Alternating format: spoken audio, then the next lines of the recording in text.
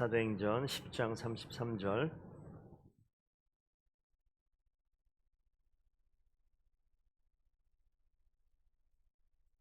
하셨으면 한 절씩 교독하도록 하겠습니다. 33절에서 43절까지 제가 먼저 33절 읽습니다.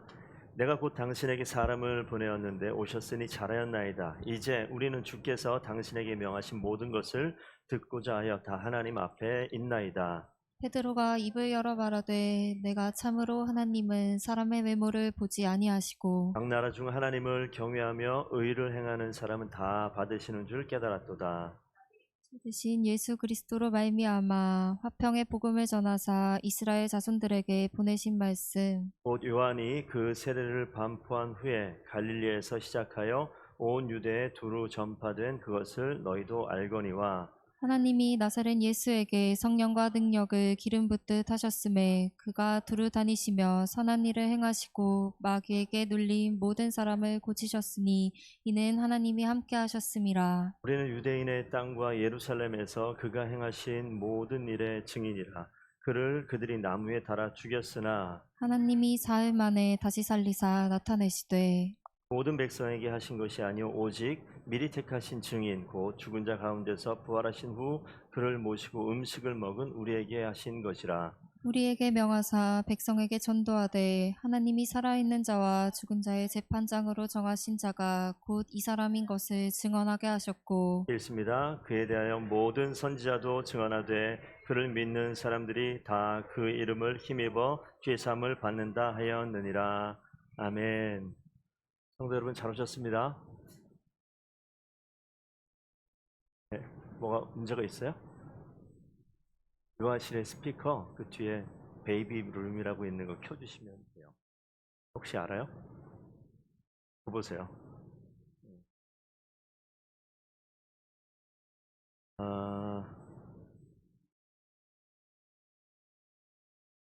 그럼 나올까 모르겠습니다. 나올 것 같은데. 네.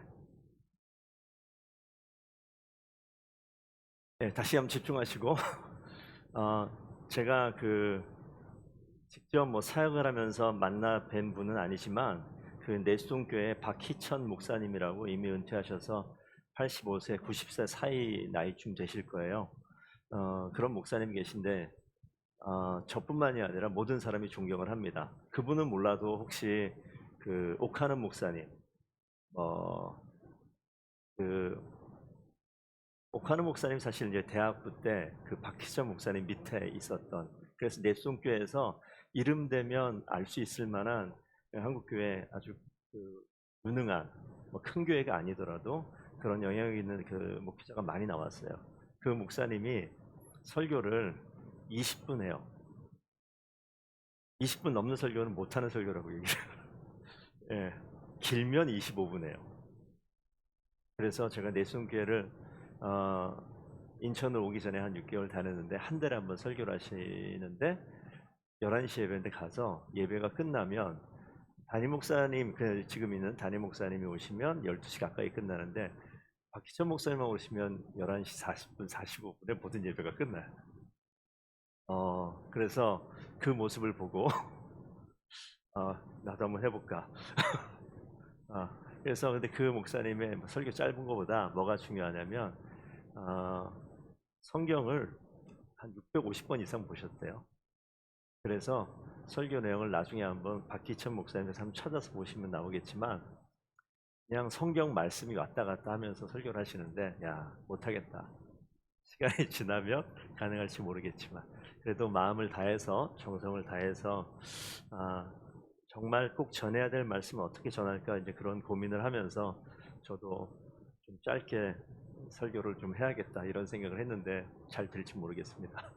오늘 성도님들께서 설교의 시간도 물론 중요하지만 신앙생활 하시면서 주일날 예배 드리는 것만큼 여러분들의 성도들이 주 중에 생활하시는데 특별히 하나님 말씀을 가까이 하시는 일에 좀 애쓰셔야 돼요. 우리 패턴을 좀 바꾸는 거죠. 오늘 제목 보시게 되면 인생 역전의 자리, 궤도에 오르기 이렇게 써놨는데 사도행전을 지금 쭉 보고 있는데 사도행전을 보면 교회가 등장을 하거든요.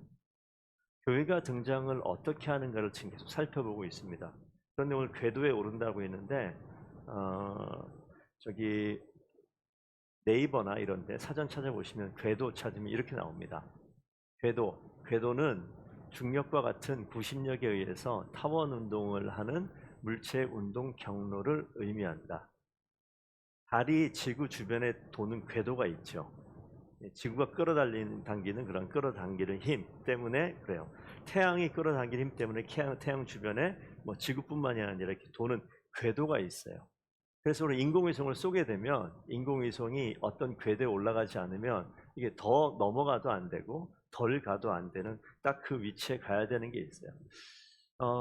제가 오늘 사도행전 말씀을 보면서 하나님께서 하나님의 교회를 세우기 위해서 그 가운데 있는 성도들을 세우기 위해서 하나님이 원하는 궤도에 올리시겠구나라는 생각을 해봅니다. 그래서 이 궤도에 올라가기 전까지는 우리가 어떻게 될지 몰라요. 그래서 오늘 말씀을 통해서 성도님께서 어떻게 하면 내가 내 인생에 하나님이 원하시는 궤도에 올라갈 수 있을까? 이걸 한번 좀 생각해 보기를 원하고요.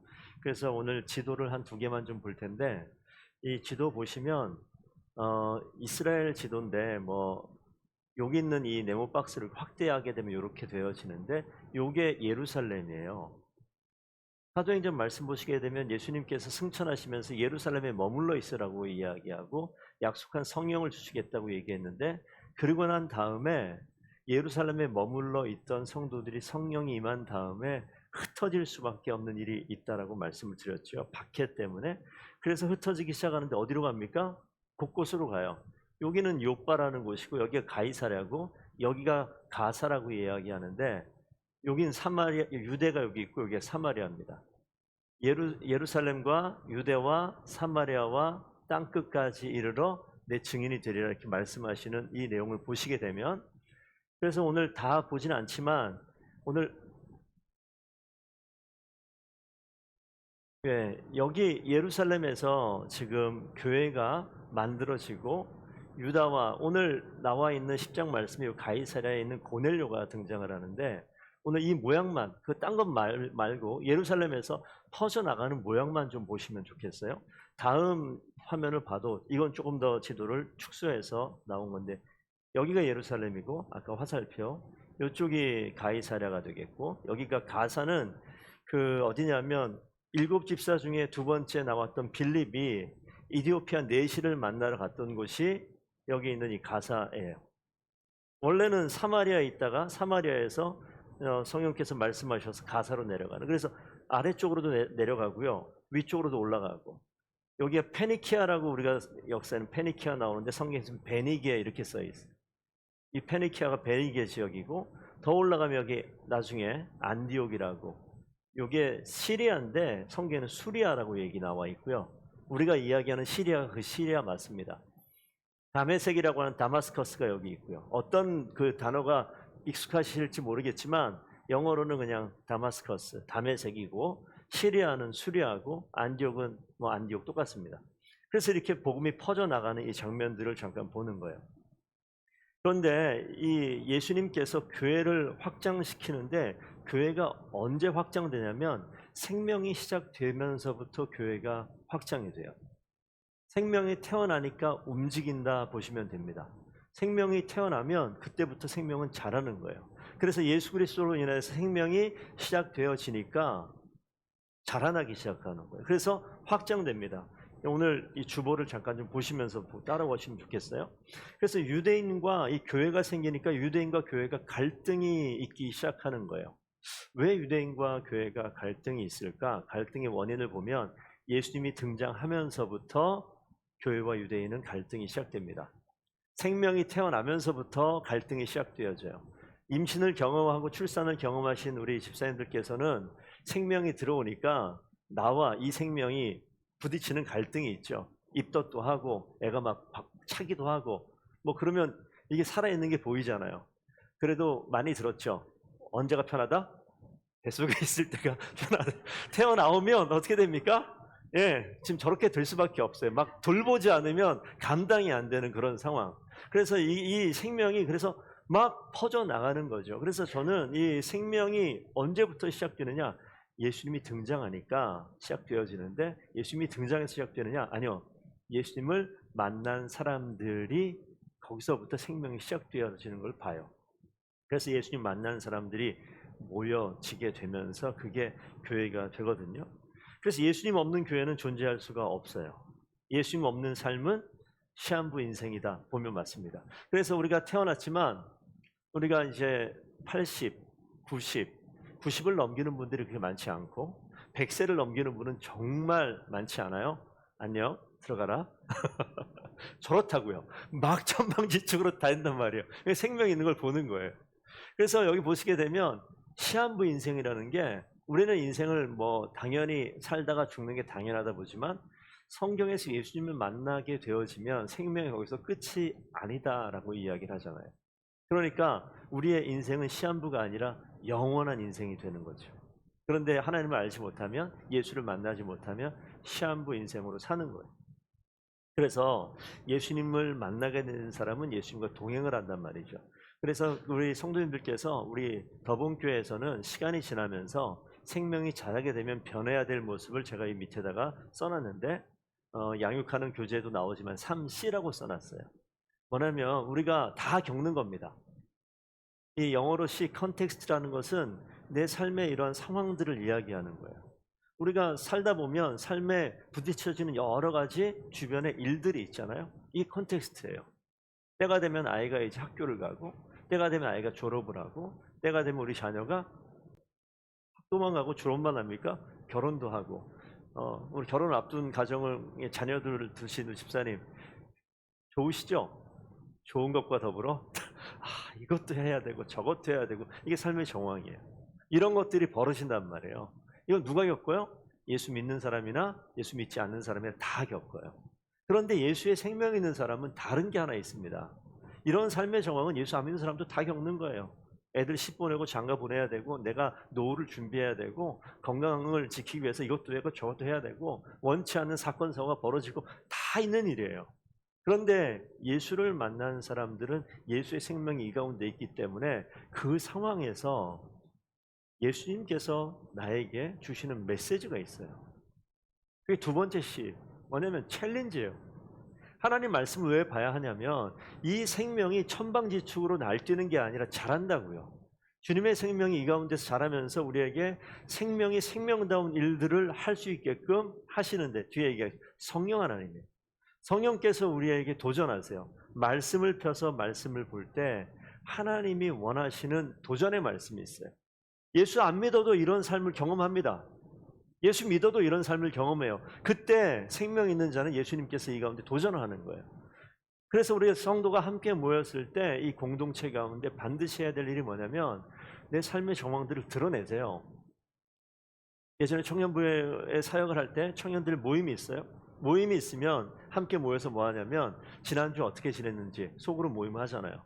그럼 모이면 반드시 좀 해야 되는 건 못하고 어느 정도 그냥 안 해도 되는 거를 하고 그냥 모임이 끝나는 경우가 있는데, 금방 여기와 비교하면 이런 거예요. 지난주에 어떻게 사셨어요? 그러면 지난주에 시험 기간이라서 뭐 되게 바쁘게 살았어요. 그렇구나. 시험은 언제 끝나요? 다음 주 월요일에 끝나는데, 화요일에 끝나는데 너무 힘들어요. 기도해 주세요. 그럴싸하죠? 근데 지금 뭐만 얘기했어요? 내가 겪고 있는 삶의 정황만 얘기했어요. 그러면 그 다음 어떻게 되느냐? 옆에 있는 우리 누구 자매 어떻게 돼요? 이런 얘기만 하고 끝이 나요. 그러면 더 얘기를 하면 좋은데 더 얘기를 못하는 이유는 하나님께서 말씀으로 나에게 챌린지한 게 없어요. 그러니까 할 말이 없는 거죠. 그래서 삶만 나누고 내가 어떻게 있는지 내 삶의 정황만 나누고 끝이 나아지면 이거는 교회에서 할 일이 아니라 절에서도 할 수 있어요. 주민센터에서도 할 수 있어요. 직장에서도 할 수 있어요. 아무 데나 다 할 수 있는 거예요. 그거는 교회가 아직 교회되지 못한 겁니다. 그래서 그 내용은 필요하지만 그 다음 단계까지 가는 거예요. 그 다음 단계를 가려면 말씀이 내 가운데 있어야 되는 거예요. 그럼 여기에서 책망하는 게 아니라 도전하는 거예요. 권면 드리는 겁니다. 내가 그리스도인으로 이 생명이 성장하고 성숙하려면 뭐가 있어야 됩니까? 예수의 생명이 나에게 도전하는 하나님 말씀이 말씀이 이렇게 도전하시기 때문에 제가 이렇게 결정을 했어요. 세 번째 시 이렇게 바뀌었다고 체인지를 이야기하는 거예요. 성경에서는 예수님은 기도할 때 일용할 양식을 주신다고 그래요. 근데 우리는 살 때 일용할 양식보다 100배, 1000배 많은 것을 구합니다. 그게 많았으면 좋겠다고 생각하잖아요. 그리고 그게 많아지면 하나님 감사합니다. 저에게 이 생각지도 못한 엄청난 걸 주셔서 감사헌금을 해요. 그러면 이거는 꽤 괜찮은 이야기 같지만 뭐가 빠졌어요? 하나님의 말씀에 내 느낌대로 행동하는 거죠. 하나님 말씀이 일용할 양식을 허락하신다 그러면 일용할 양식에 자족할 줄 아는 마음, 내 마음은 더 큰 걸 원하지만 주께서 이렇게 도전하시기 때문에 여기에서 제가 멈춥니다라고 이야기하는 변화된 내 모습을 이야기하는 거예요. 누가 얘기해요? 성숙해가고 변해가는 성도들이 그런 이야기를 하는 거죠. 교회 공동체 가운데 그런 대화와 그런 나눔이 필요해요. 이 초대교회에 교회가 생기면서 그런 모습들이 있었습니다. 그래서 여기서 여쭤보는 거예요. 우리 성도님들의 신앙 속에 예수님은 언제 의미 있게 등장했습니까? 의미 있게 등장한다는 것은 내 삶에 영향을 미친다라는 거예요. 예수님 때문에 신경 쓰이기 시작했습니까? 이런 질문하고 비슷해요. 교회를 다녀도 예수님은 예수님이고 나는 나고 내 생활은 내 생활이고 교회는 뭐 주일날 한번 가면 되는 거고 이렇게 신앙생활을 혹시 하고 있다면 생명은 태어났으나 생명이 제대로 움직이지 못하는 상황에 있으니 바꿔가시면 돼요. 조금만 지나면 내가 하나님 말씀에 반응할 수 있는 모습으로 바뀌어 가겠죠. 그런데 이 교회가 확산되어져 가는데 재미있는 현상이 벌어집니다. 원래는 예수님께서 예루살렘에 머물러서 유대인들에게 복음을 전하라고 얘기했는데 이 복음이 유대인들에게 복음 전하는 걸 뛰어넘어서 어디에 문이 열리냐면 이방인들에게 문이 열리는 장면이 있어요. 주보 보시게 되면 하나님은 거기에서 뭐라고 말씀하십니까? 외모를 보지 아니하신다. 잘생기고 못생긴 걸 얘기하는 게 아니에요. 그래서 이거 오해하지 마시고 외모를 보지 않는다라고 하는 건 유대인뿐만이 아니라 이방인 그 누구에게나 하나님께서는 이 마음의 문을 열어놓으셨죠. 그 밑에 10장 35절 사도행전 10장 35절에 나오는 말씀인데 제가 본문 말씀 한번 읽어드릴게요. 각 나라 중 하나님을 경외하며 의를 행하는 사람은 어떻게 해요? 다 받으신대요. 각 나라 모든 나라, 이방 나라 포함해서 하나님을 경외하고 의를 행하면 주님께서 다 받아주세요. 그러니까 이방인들에게도 성령을 부어주시죠. 보시게 되면 말씀 한번 보겠습니다. 사도행전 1장 4절 말씀에 예루살렘을 떠나지 말고 내게서 들은 바 아버지께서 약속하신 것을 기다려라. 몇 날이 못되어 성령으로 세례를 받으리라. 하나님이 약속하셨고 성령을 부어주신대요. 저건 무슨 내용이냐면 성령이 부어지면 어떻게 돼요? 교회가 이제 되어지는데 사도행전 2장 4절 그래서 오순절 날에 한 줄입니다. 한번 읽어주시겠습니까? 그 시작. 성령 충만함 받고 그 모여있는 자리에 베드로가 설교를 합니다. 설교의 밑에 요약 맨 마지막으로만 써놨는데 또 읽겠습니다. 시작. 약속대로 있었던 그 자리에 성령이 임했고 모인 모든 사람들에게 성령의 충만함이 있었고 그들이 구원받은 자들이 되어졌습니다. 그런데 사도행전 4장 31절 보시게 되면 이 모여있는 예루살렘 공회에서 있었던 일인데 기도를 다음에 빌기를 다음에 모인 곳이 진동하더니 무리가 다 성령이 충만하였다. 예루살렘에 있었어요. 사도행전이 계속 아까 지도를 생각하시면서 8장 17절 한번 읽겠습니다. 시작. 두 사도가 그들에게 안수함에 성령을 받는지라. 계속 성령이 충만하고 성령이 임하고 성령이 받는다고 얘기하는데 앞에를 빼놔서 그렇지만 이건 어디에서 있는 일이다? 사마리아에서 있는 일이에요. 아까 보셨죠? 예루살렘이 여기 있으면 그 위에가 유대 지역이고 그 위로 가면 사마리아인데 사마리아에 있던 일이고 사도행전 10장 24, 25절 이건 가이사랴에 있는 일입니다. 한번 읽어주시겠습니까? 시작.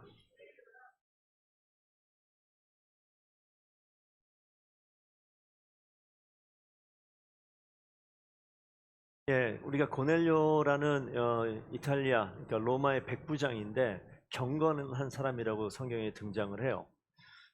이방인인데 하나님의 말씀을 어떻게 알게 되었던 모양입니다. 이미 경건한 자로 등장을 하고 그런데 그가 환상을 받고 베드로를 만나는 장면 속에서 여기서 중요한 장면이 하나 나타나는데 베드로가 올 때에 이 내용을 보시면 고넬료가 그의 친척과 가까운 친구들을 다 모아서 기다렸을 때 베드로가 와요. 이거 어떤 내용 비슷하지 않습니까? 예루살렘에서 예수님께서 명령하셔서 그 모든 무리가 한 곳에 모여서 성령을 기다리던 모습과 이 가이사랴에서 고넬료가 친척과 친구들을 모아서 베드로 오기를 기다리던 모습이 비슷해요.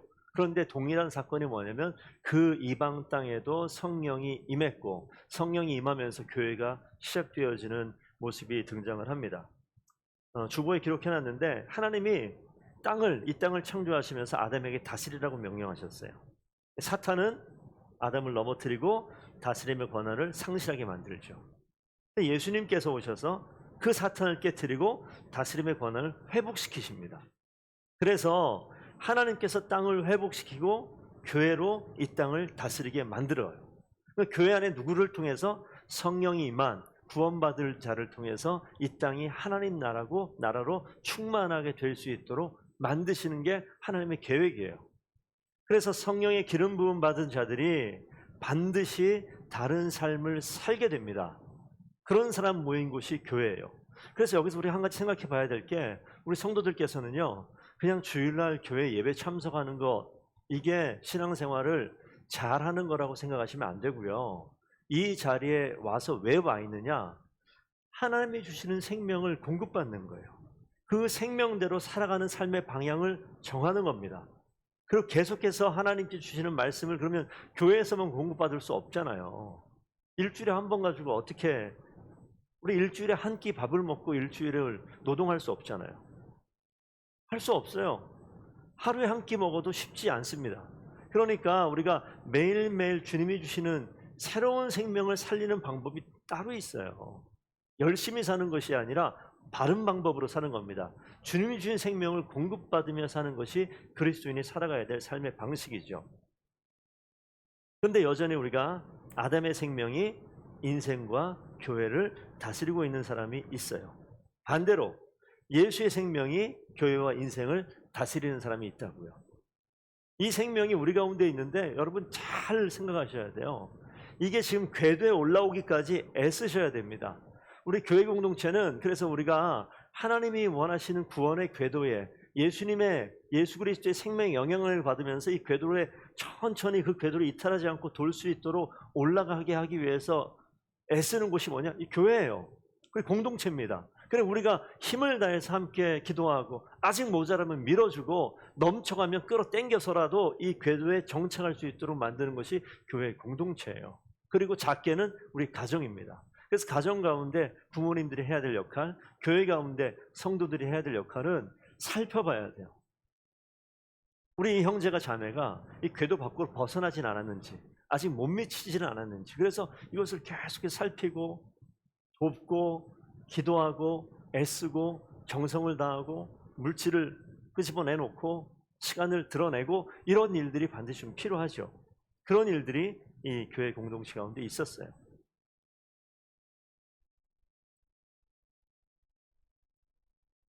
예수 그리스도의 은혜의 구심력이 궤도를 이탈한 내 인생을 다시 구원의 궤도로 끌어당기고 그 궤도에 머물도록 이끄십니다.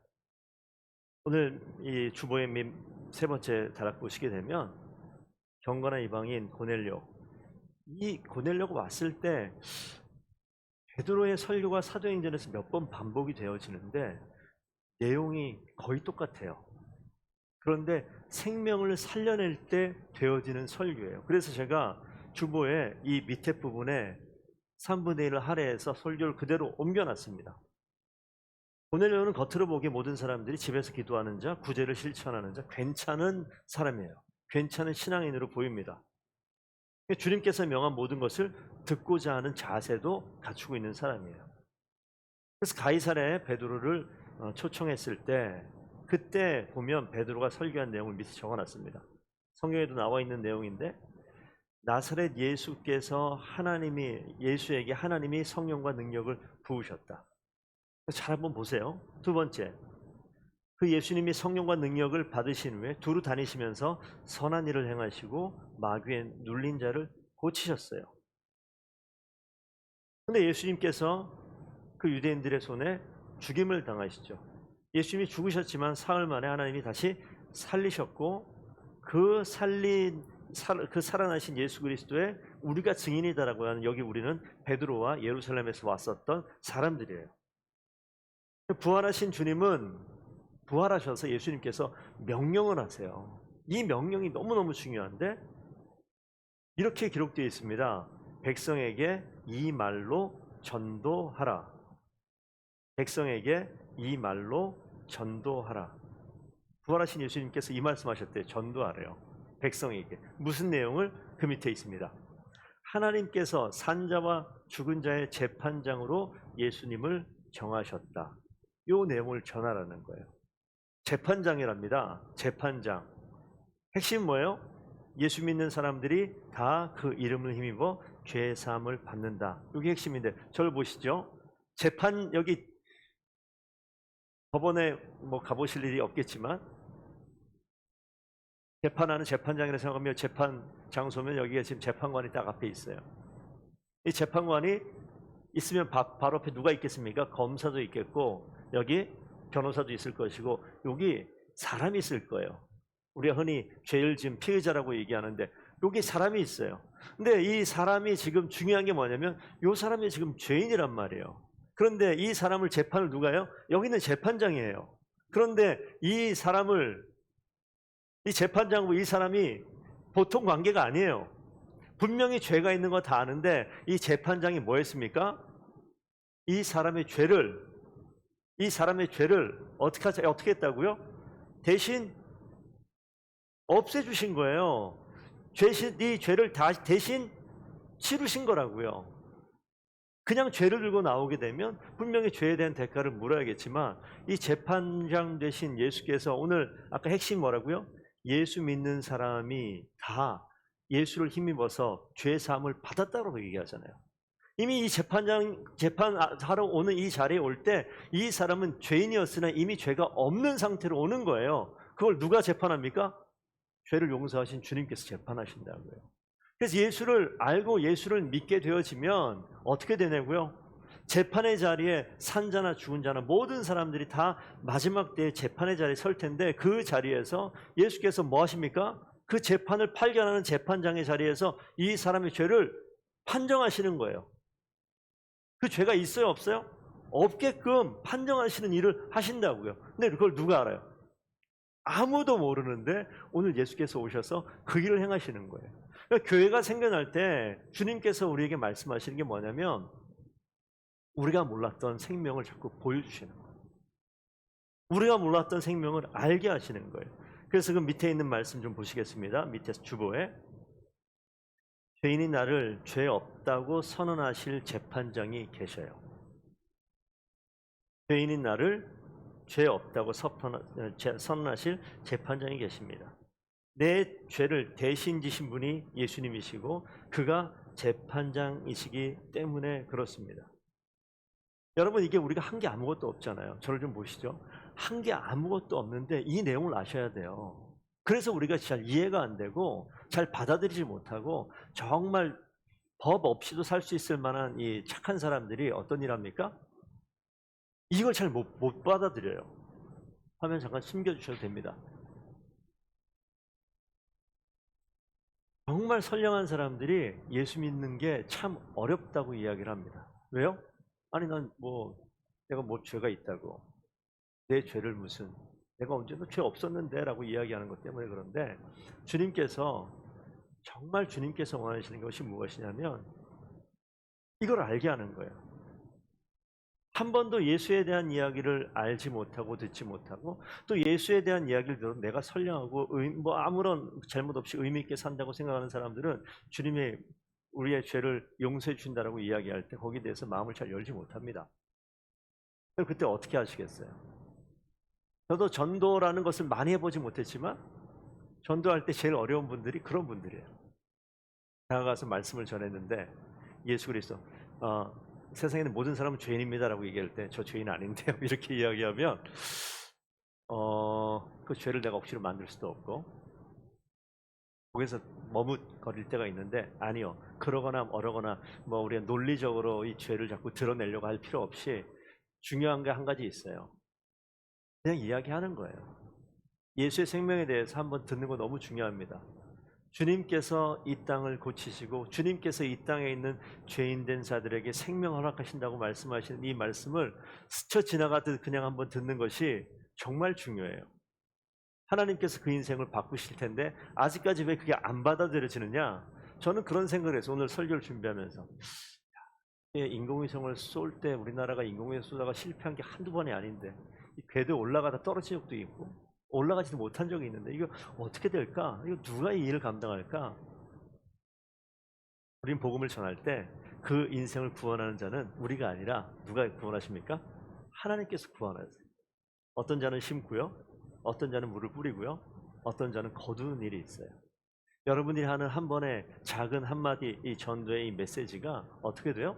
심는 것이 될 수도 있고 물을 주는 것이 될 수 있고 여러분의 그 영혼을 향한 간절한 사랑과 정성과 애씀이 그 영혼을 바꿔나가는 일들을 우리가 보게 됩니다. 교회 안에 있어도요 여전히 하나님을 제대로 인정하지 못하는 사람이 있어요. 예수 그리스도가 나의 생명이다라고 고백하지 못하는 자들이 있어요. 그런데 누구를 사용하세요? 성령께서 함께 모여서 이 고백이 있는 자리에 성령 하나님께서 힘을 주시고 능력을 주셔서 인생을 바꾸어 갑니다. 오늘 그 자리에 주님께 초대하시는 거예요. 오늘 이 가운데는 이미 이 내용을 당연히 알고 내가 이미 인생의 구원의 궤도에 올라가서 하나님의 원하시는 인생의 역사를 살아가고 계신 분들도 있어요. 하지만 우리 자녀들도 있는데 저게 뭔 소린가? 저 아니 맨날 들었던 이야기인데 예수 믿으면 천국 간다고 맨날 들었는데 이렇게 얘기 듣는데 천국 간다는 건 머리로 아는데 내 삶은 왜 그 모양이냐고. 내가 하나님을 믿는다고 이야기하는데 나는 왜 여전히 하나님하고 상관없는 사람처럼 살고 있냐고요. 그런 자들을 함께 모아놓고 교회 공동체에서 주께서 주님이 원하시는 길로 계속 이끌어가는 거예요. 그 궤도에 올라가겠죠. 반드시 올라가겠죠. 하나님께서 은혜라는 것은 영적인 구심력이에요. 그래서 하나님이 땡기는 겁니다. 하나님이 그 자리에 있게끔 계속 당기시는 거예요. 사람을 통해서 목사를 통해서 옆에 있는 성도들 통해서 우리가 그 은혜의 궤도에 올라올 수 있도록 주님께서 우리를 사용하셔요. 그럴 때 하나님께서 어느 순간 구원의 궤도에 올라가게 되면 여러분들이 멋진 인생을 살게 되겠죠. 제가 휴가를 마치고 오니까 몇몇 분들이 목사님 휴가를 어디로 다녀오셨습니까? 비행기를 타고 어디까지 갔다 왔어야 되는 건데 집에만 있었다니까 집에만 계셨어요. 이렇게 말씀하시는 분이 있어요. 내년 휴가 때는 꼭 비행기를 타도록 하겠습니다. 제가 그런 이야기를 왜 하냐면 비행기를 탁 타면요 이런 거 나오죠. 비행기 타면 이렇게 그냥 그러면서 갑자기 툭 터가지고 날 Ladies and gentlemen, welcome to the Bone Airline 22091H. This is Captain Song. We are heading for heaven. Please fasten your seatbelt in case the devil is directing your life. 뭐 이런 식으로 예? 비행기 타신 거예요 지금. 그러면 저는 거기서 얘기하면 하나도 못 알아듣겠어요. 근데 뭐 대충 뭐 이런 이야기 해요. 근데 저희가요 지금 뭐 하냐면 은혜의 방주라고 얘기할까요? 비행기 타신 거예요. 이렇게 말씀하시지 않을까? 예수 그리스도께서 초대하시는 인생의 역전에 내려오신 신사숙녀 여러분 환영합니다. 이제 여러분은 남은 인생 여정의 궤도 이탈 없이 안전하고 행복하게 의미 있게 이제 인생을 누리시기를 바랍니다. 오늘도 안전한 운행에 최선을 다하겠습니다. 이상 목사 송교섭이었습니다. 이런 이야기 하는 거죠. 그래서 이 자리는요 우리가 함께 하나님의 인생의 여정을 살아가는데 올라온 거예요. 하는 게 뭐 있냐고요. 올라와 있으면 비행기 누가 운전해요? 주께서 운전해 가시고 우리는 어딨어요? 이따가 컵라면 하나 주세요 이러면 되는 거예요. 그러면 그냥 거기까지 딱 가놓고 딱 내리면 짐 딱 꺼내주고 거기에 도착하는 거죠.